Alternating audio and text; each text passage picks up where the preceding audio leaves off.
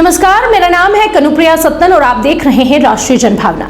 हमने हमेशा ही उन मुद्दों को छूने की कोशिश की है जो सीधे आपसे ताल्लुक रखते हैं।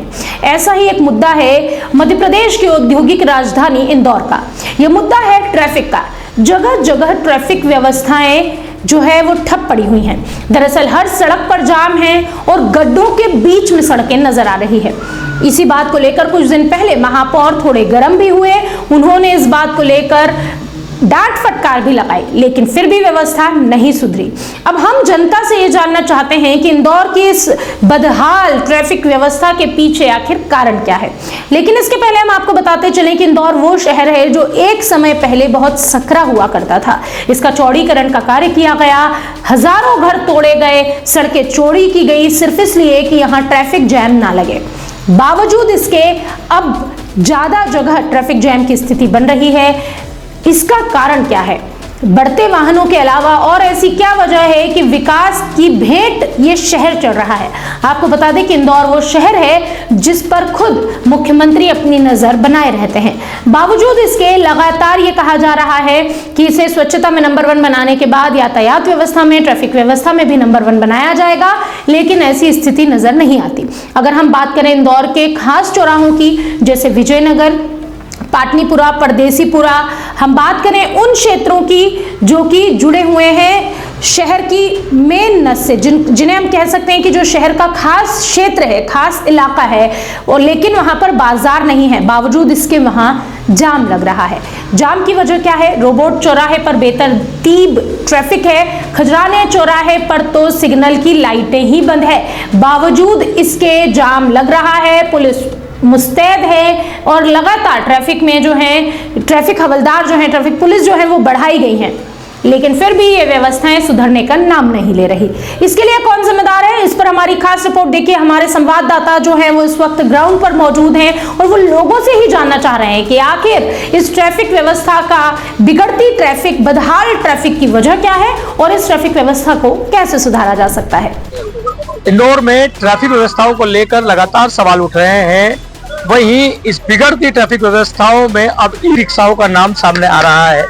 वहीं इन ई रिक्शाओं की यदि बात करें तो हजारों की संख्या में इंदौर शहर में ये रिक्शा फैल चुके हैं, जहां हर दिन सुबह से लेकर शाम तक यात्रियों को एक स्थान से दूसरे स्थान की यात्रा या ई रिक्शा करवाते हैं। दादा, क्या कहेंगे? आप ई रिक्शा चलाते हैं, ट्रैफिक व्यवस्थाओं को लेकर क्या कहेंगे आप? बहुत बढ़िया व्यवस्था, कोई दिक्कत नहीं। लोगों का आरोप है कि ई रिक्शाओं के कारण ट्रैफिक व्यवस्था बिगड़ती है। आपके सामने खड़े हैं, कोई व्यवस्था नहीं बिगड़ती, व्यवस्था भंग करती है जनता। रिक्शे वाले, बस वाले अपन कहाँ करते हैं? अपन तो चलते ही रहते हैं। पुलिस की कार्रवाई को लेकर क्या कहेंगे? पुलिस प्रशासन बहुत बढ़िया, कोई दिक्कत नहीं हमारे को। 50 रिक्शे रोज उठ रहे हैं, रोज ही उठ रहे हैं। यानी आप मानते हैं कि आपके कारण कोई व्यवस्था नहीं बिगड़ रही? नहीं, अपने कारण कोई व्यवस्था नहीं बिगड़ रही। अपन तो बढ़िया चला रहे हैं, बढ़िया दाल रोटी कमा रहा है, इतने कमा लेते हैं 200-500 रुपए, तो अपना घर चल जाता है, इससे ज्यादा नहीं कमाते हैं। मैं ई रिक्शा चलाता हूँ। कितना समय से चलाया आप ई रिक्शा? मेरे को 4 साल हो गए। सर, इंदौर की ट्रैफिक व्यवस्था को लेकर आप क्या कहेंगे? इंदौर का ट्रैफिक व्यवस्था तो ये है कि सर थोड़ा कमजोर ट्रैफिक व्यवस्था है जी। अच्छा, लोगों का आरोप है कि बैटरी रिक्शाओं के कारण ट्रैफिक व्यवस्था काफी बिगड़ती है, आप क्या कहेंगे? सर, इसके कारण तो सर लोगों को बेनिफिट मिला है। जो रिक्शा वाले जो 150, 200 रुपए लेते थे, हम 10-20 रुपए में लेके जा रहे हैं उनको। अच्छा, हाँ, लोगों का कहना रहता है कहीं भी पलटा देते हैं गाड़ियाँ और सवारियों से भी काफी। सवारी तो बहुत खुश है सर गाड़ी से, तो उनको तो जो सो लगते थे वहाँ 10 में क्या जा रहे हैं सर। होने को लेकर आपका क्या है? रोड चेंज होगा तो हमारी बहुत दिक्कत आ जाएगी हमको। हम कैसे फिर घर बार चलाएंगे, कैसे गाड़ी चलाएंगे? आपका नाम क्या है? संदीप। तो शहर की ट्रैफिक व्यवस्थाओं को लेकर आइए कुछ और लोगों से बात करते हैं। बात करें ई रिक्शा की, तो अभी मैंने सुना था कि हाल ही में ई रिक्शा का रूट तय होने वाला था, जैसे कि विजयनगर से जो लसुड़िया तक के लोग हैं तो उन लोगों के लिए अलग ई रिक्शा रिक्शे चलाए जाते हैं, जहाँ पे ई रिक्शा और दूसरे रिक्शा, ऑटो जो भी रहते हैं वो चलाए जाते हैं। लेकिन अभी इनके रूट तय नहीं है। अब जैसे किसी इंसान को पाटनीपुरा से राजेंद्र नगर तक जाना है तो उनको ऑटो से वहाँ जाना पड़ता है, जिसमें मन मांगे पैसे ये लोग लेते हैं।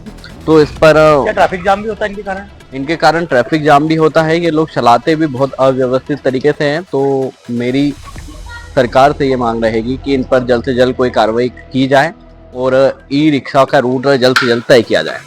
और मैं ट्रैफिक में वाकई में कि ई रिक्शा बहुत ज्यादा हो गई है और वो कहीं भी घुस जाते हैं और उसकी वजह से ट्रैफिक बाधित होता है, ये सत्य है। देखिए, ई रिक्शा के कारण आजकल शहर की जो ट्रैफिक व्यवस्था है वो काफ़ी मतलब बदतर से बदतर होती जा रही है, क्योंकि ई रिक्शा वाले क्या करते हैं कि कहीं भी मतलब आड़ा टेढ़ा जैसे उनको चलाना है वैसे चलाते हैं। पुलिस भी कोई कानूनी कार्रवाई उनके ऊपर नहीं करती है, तो पुलिस को भी सख्त कदम उठाना चाहिए, उनके ऊपर कठोर से कठोर कार्रवाई करना चाहिए। और अगर वो समझाइश देने के बाद, कार्रवाई करने के बाद भी अगर नहीं सुधरते हैं तो फिर उनको पूरी तरह से बंद कर देना चाहिए, क्योंकि इसके कारण एक तो ट्रैफिक तो जाम होता ही होता है, आए दिन दुर्घटनाएं होती है, कट मार के वो चलाते हैं। तो बहुत सारी कार लेके निकलो या बाइक लेके निकलो, आधे दिन मतलब हम वहीं ट्रैफिक में फंसे रहते हैं, कहीं एक्सीडेंट का डर होता है, कहीं से भी वो कट मार के निकाल देते हैं। तो सरकार को इस पर सख्त से सख्त कदम लेना चाहिए।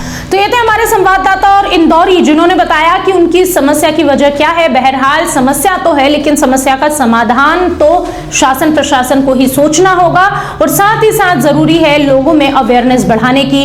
ट्रैफिक रूल्स तो उन्हें पता ही होने चाहिए, लेकिन साथ ही साथ उनका पालन करना भी बेहद जरूरी है। सिर्फ हेलमेट पर सख्ती करने से कुछ नहीं होगा, सख्ती होनी चाहिए रेड लाइट और बाकी नियमों का पालन करने पर भी। इस मामले में आपकी क्या राय है, कमेंट बॉक्स में हमें जरूर बताएं और देखते रहिए राष्ट्रीय जनभावना।